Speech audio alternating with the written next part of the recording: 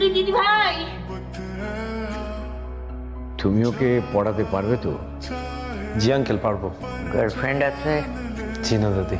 তাহলে তো সমস্যা। না দাদি, কোনো সমস্যা নেই। আমি ক্লাস 8 থেকে স্টুডেন্ট পড়াই। আমি ওকে পড়াতে পারবো। আপনি শুধু আমার জন্য দোয়া করবেন। She is very dangerous.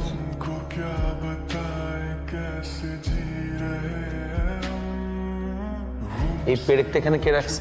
So sorry sir, আপনি কি ব্যথা পেয়েছেন? আমি চশমা পরি ঠিকই, কিন্তু আমি অন্ধ না। পেরেকটা চেয়ারের উপর যে অবস্থায় ছিল, কেউ যদি না দেখে বসে পড়তো তাহলে তো।